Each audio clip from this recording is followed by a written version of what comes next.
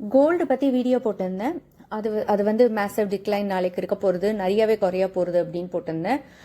அப்போ இருக்கிற சுச்சுவேஷன் படி பார்த்தீங்கன்னா அரௌண்ட் 350 to 400 ருபீஸ் கிட்ட குறையும் அப்படின்னு சொன்னேன். அதுக்கு மேலேயும் குறையலாம். கார்த்தால தான் கரெக்டாக தெரியும். காலையில் ஒரு 8 o'clock வரைக்கும் ட்ரேடிங் முடியாச்சு, ஸ்பாட் கோல்டு ரேட் ஃபிக்ஸ் ஆகும். இப்போ பார்த்தீங்கன்னா இப்போ வரைக்கும் நான் பார்த்த வரைக்கும் பார்த்தீங்கன்னா அரௌண்ட் 350 to 400, 450, 500 கூட நாளைக்கு குறையலாம். நான் சொல்கிறது per gram gold rate. But அதை பார்த்து நிறைய பேர் சில்வர்து கேட்டீங்க, சில்வர்து என்ன ஆகும் அப்படின்னு. சில்வரில் இப்போ இருக்கிற சுச்சுவேஷன் படி அரௌண்ட் 6 to 7% டிக்ளைன் இருக்கு.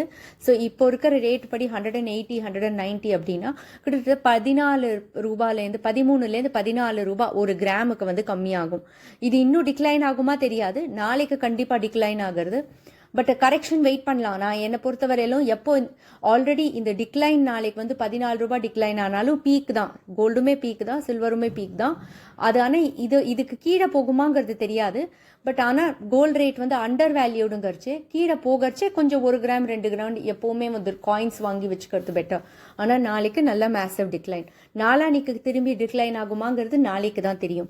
பட் சில்வர் அண்ட் கோல்டு ரெண்டுமே டிக்ளைன் ஆகுது. சில்வர் வந்து அரௌண்ட் 4.5 to 5% டிக்ளைன் ஆக போகிறது நாளைக்கு.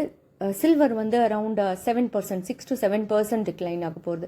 இது கரெக்டாக டீட்டெயில் வந்து காலையில் தெரியும். அது எனக்கு வந்து டைம் இருந்ததுன்னா நான் அதுக்கு வீடியோ போடுறேன்.